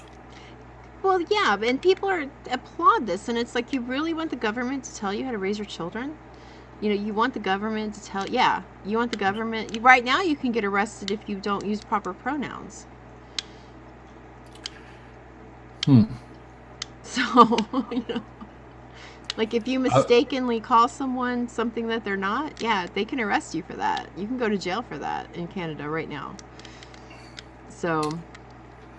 yeah, world's gone mad. We got way too many laws right now. Yeah, so it's like, even if you, I mean, like I am very supportive of the LGBTQ community. I'm very supportive of everybody. I think everybody should do whatever the fuck they want. I don't care. As long as you're not infringing, I think that it should all be like a penis, where it's like, hey, I'm glad you have one. I'm glad you like it. I'm glad it's working for you, but don't force it on me, Right. So, no matter what your political affiliation, your religious affiliation, your sexual orientation, whether or not you like to have sex with blow-up animals, if you're a furry, you're a fucking brony, I don't care. Be you. Be you and have fucking fun, okay? If you want to be you, be you. And if you want to be me. Oh my god, I watched a show on fucking bronies. They have a documentary on Netflix now about a new documentary on bronies. And so, I watched it. I'm like, oh my god, I have to get with Zen. We got to go to fucking BronyCon, man. I want to go to BronyCon. I want to go to BronyCon so bad. Ugh, I want to dress up and go to fucking BronyCon. And I want you to be Torvak, and I want to be Rainbow Dash. So, totally cosplay fucking at BronyCon. How fucking cool would that be? And these people were having a fucking ball, man. It looked so much fun. They were just having a blast at this thing. It was great. Anyway. They have a fantastic time. They do. There's a show that I have to get you to watch on YouTube. It's called Another Dirty Room. Have I shared Another Dirty Room with you? No. By Dan Bell. So he goes to these crappy ass, and he's the guy in Baltimore that I want Brimless to stalk. But he has a series called Another Dirty Room where they go to these horrific hotels with horrible reviews, and they go in there and they check it out. You know, they go in there with luminol. You sent me a link to one of those. With black lights and luminol and fucking blood testers and like all kinds of shit, and they inspect these rooms, okay? Well, there's one of his fans did a parody of this show at FurryCon. And so they were like, we're here at this hotel, you know, we're going to check it out. We spent this, how much is how we spent, blah, blah, blah. And here's our room. And they go into the room, and there's this people in furry costumes. They're like hiding behind the, you know, the curtains and under the chair. And like, this room's infested. Look at them. It was so cute. It was just hilarious. They're under the bed. They're in the closet. It's your turn to carry the torch for a minute. Okay. Yeah, I mean, it's one thing to be corrected, I mean, and say, you know, hey, you know, you know, of all the, like, transgendered people that I know, I wouldn't misgender them. You know, it's these people that don't look like the other gender, who aren't transitioning into anything, you know, who are like, I'm a dude, or I'm a chick. It's like, okay, you know, but yeah, but I think that, yeah, the Dead Malls and Another Dirty Room. I love Dan Bell. I have pictures from Dan Bell. Where are my pictures? So, oh. I just ordered new prints from Dan Bell, actually. So I have it's the Everything Must Go picture. You can see my eyeballs, but Everything Must Go. And then this one I thought was fantastic. Can't probably see it because it's glaring, but you can see it. I thought it was fantastic. And these are new prints from Dan Bell. And then I got the guy that's with him in the videos are Will Kaprinsky. I just ordered prints from him too. And these are the big prints. So they have stores on Etsy, so you can get, so I got this one. You can see it. It says reserved for visitor. It's like a air conditioner or something. And then I got this one. This was so me because it says go hug someone, and it's all like abandoned. Cool. And you see it says go hug someone. So these are my Will Kaprinsky picks. So yeah. So if you want to support Dan Bell or Will, you can go on Etsy and go to their store, and I think it's shopdanbell.com, and order lovely prints and pictures of abandoned places and motel rooms. And is that a new TV?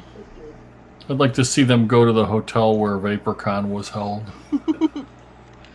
Well, people send them requests all the time, like, God, you should totally stay here, you should totally stay there, yeah, so. Yeah. Is that, Brimless wants to know if it's a new PV. Well, it's kind of. It's actually an old tube, but it's the new Sabuki tank. You're getting high. What's that? So are you getting high?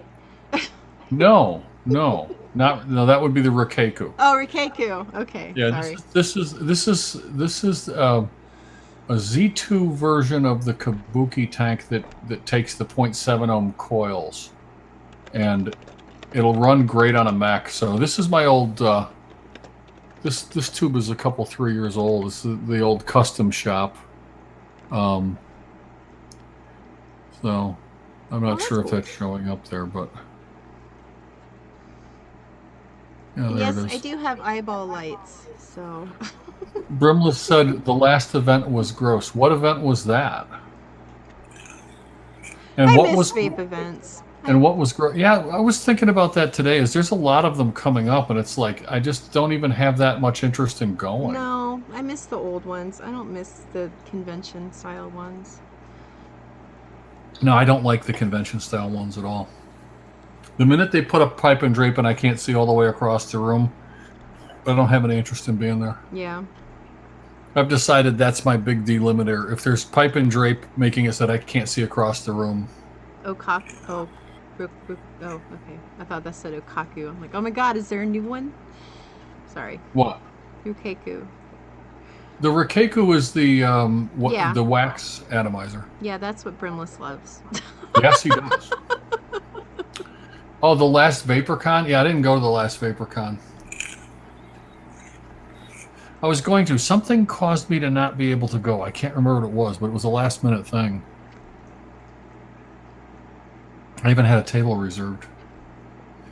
But like I said, I'd rather we just got together in fucking Chicago and ate fucking pizza with small elephants and sat around a hotel lobby and just fucking hung out. That's all I really care about. I don't care about... We should get a ballroom at a hotel somewhere and go.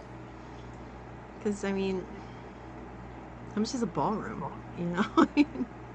If you get enough people, the ballroom's free. Yeah. But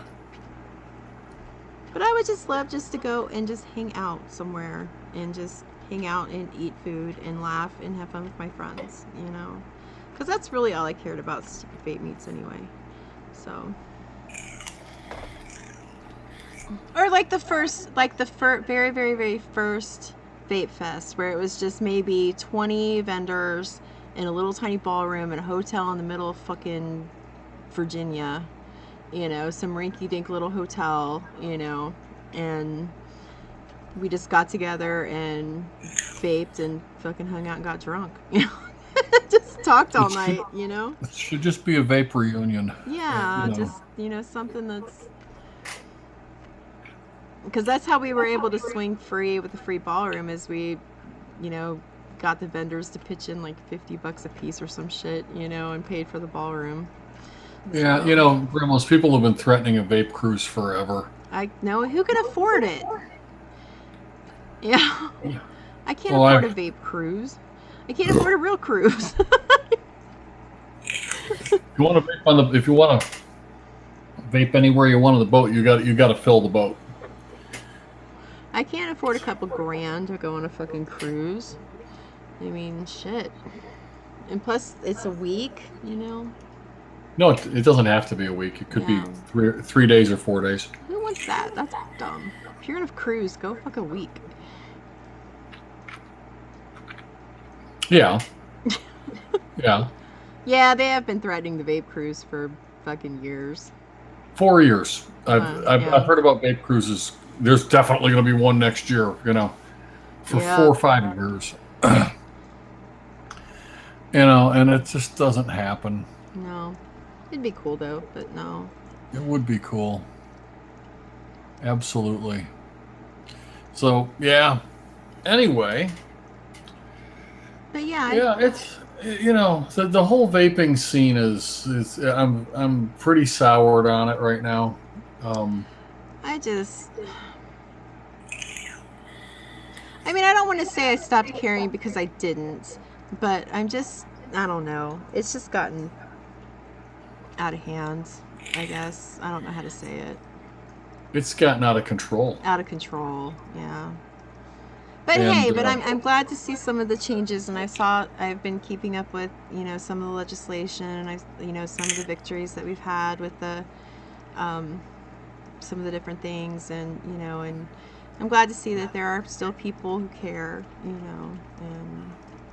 yeah, and there's a lot of people that claim to care. I'm seeing lots and lots of cloud blowing shops talking about how our main goal has to be to convert smokers, and they don't have anything in their shop that can do it. No.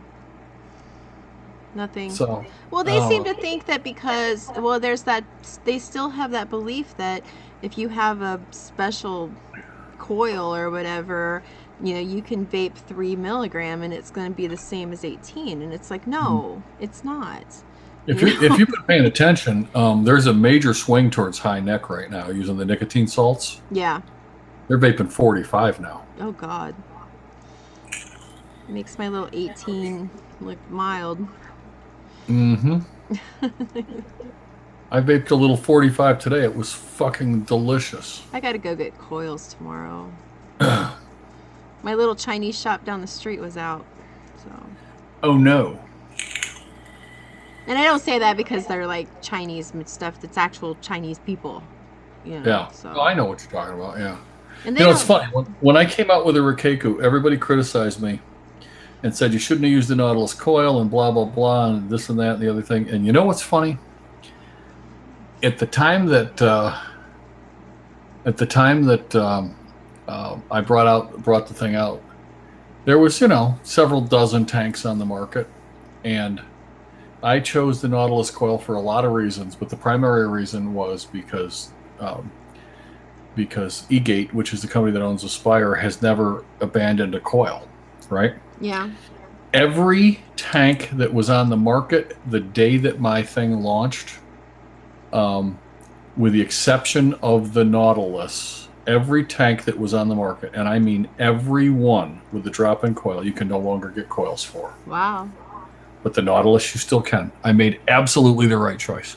I love my Nautilus coils. They tried to sell me a Nautilus coil, but it was not Nautilus. It was, but it was a Cartomizer coil or something like that. Anyway, it was small, but because I was like, no, this isn't the right one. I'm like, no, these are Nautilus coil. I'm like, no, they're not. No, they're not. So I got to go and find because he was like, oh crap. He's like, they must have gave me the wrong ones because I tried to get the ones that you're talking about. And I'm like, oh, so I don't know if he sent them back. I should call down there and see if he has them. He ordered the wrong ones or something, yeah. So. He ordered these.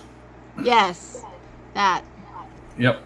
Those are the Clearomizer, that's what it was. Yeah. That's the BBC Clearomizer for the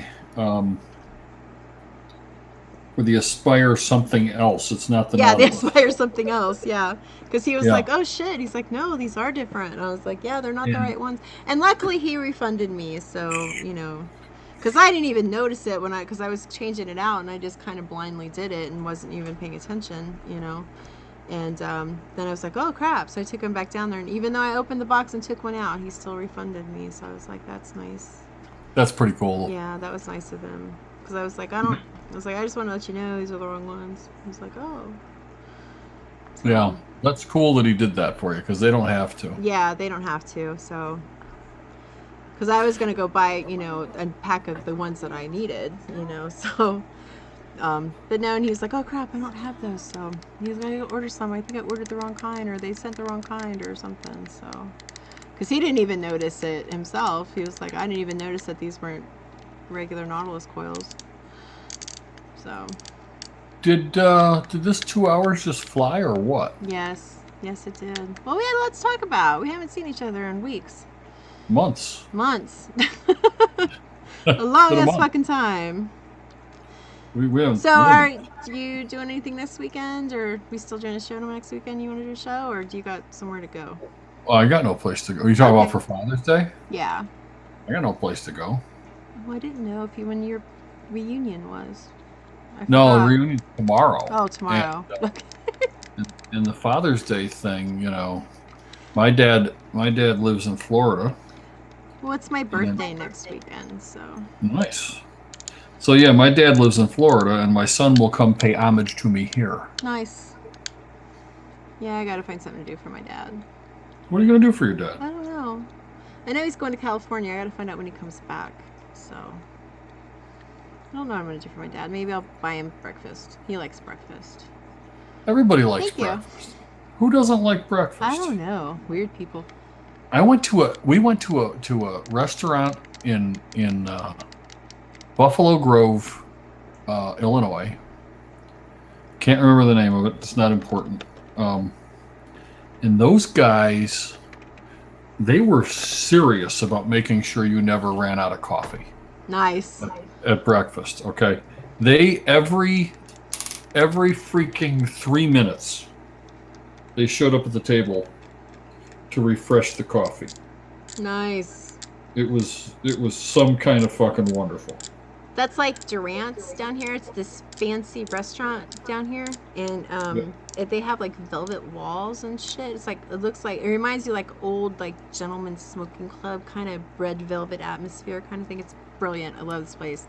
They have good food, but they have a water boy, and oh my god, it's my favorite restaurant just because of that. Because they come around like every couple of minutes, making sure you got some fucking water. I love that. Love it. So. Yeah. Well, I'll tell you, man. They made sure under no uncertain terms. You were, if you ordered coffee, you would always have a full cup of coffee. I love cake, so I'm gonna eat cake. I love cake. Love pie. Love all of it.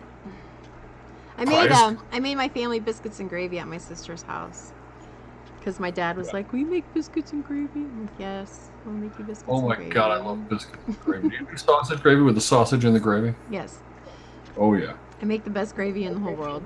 So. You do? Oh yeah, with homemade biscuits and homemade gravy. Yeah. So. That's one of my favorite things, and you know what? It would drive people crazy. In Vegas, we'd go to the all-you-can-eat breakfast things, right? And I'd see biscuits and gravy, and I would get like a fucking whole plate full of biscuits and gravy. And people were like, "You're gonna fill up on biscuits and gravy, right? Why don't you get other things? It's, you pay so much for the meal. Why would you eat biscuits and gravy? Because I fucking love biscuits and gravy, right? I can. Yes, whenever I come visit, I'll make you biscuits and gravy. I will take.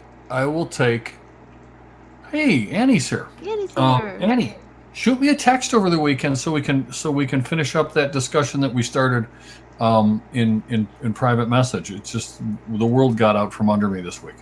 So yes, Annie just had like a vape anniversary too. Nice, happy anniversary. Yeah.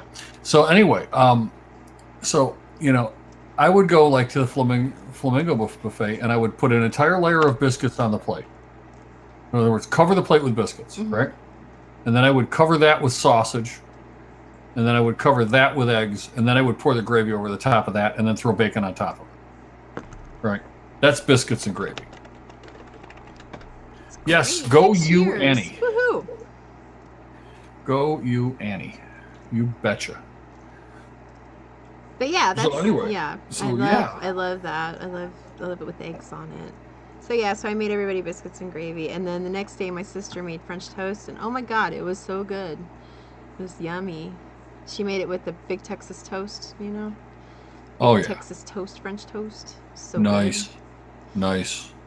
So yeah. Yeah, I swear to God, like that's all we did was fucking eat, just eat. And I was loving like every fucking. But isn't that? I mean, that's a great family thing to do. I know. Get together and break some motherfucking bread. That's right. And we just had a great time, and everybody had a great time. And I almost called you though. I was having a crisis, and I almost called you, but I didn't. Why didn't you? What were you going to call me for? Because I was having a crisis.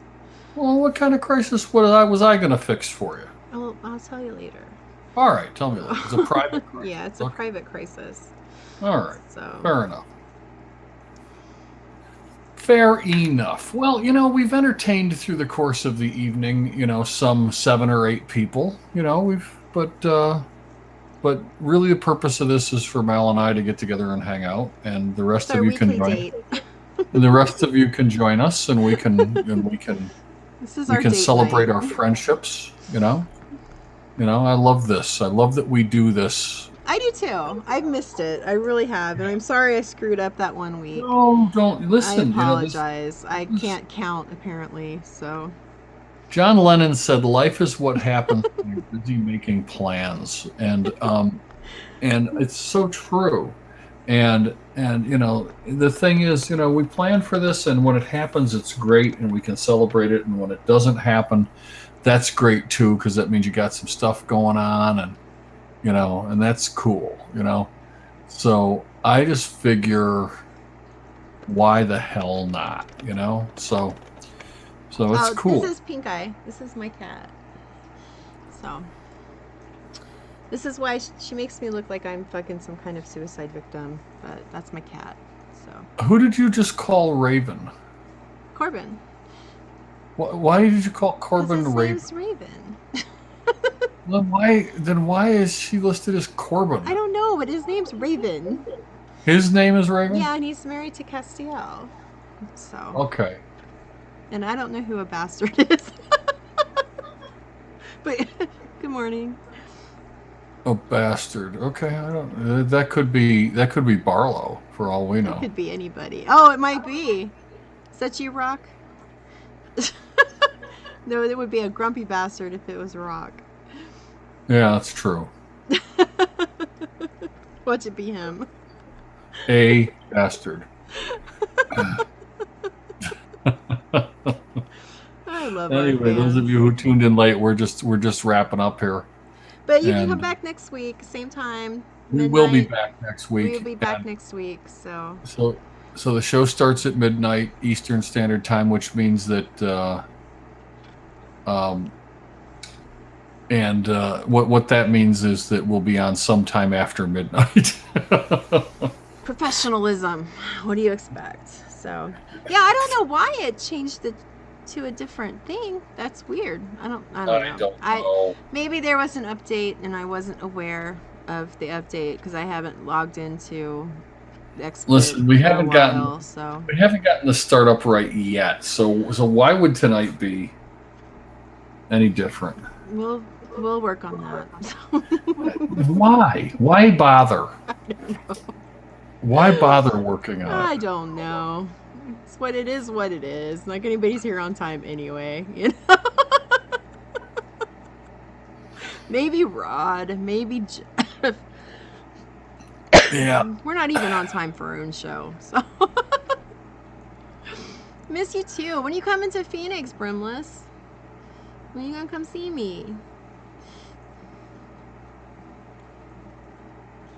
You should come up, Annie. We're here.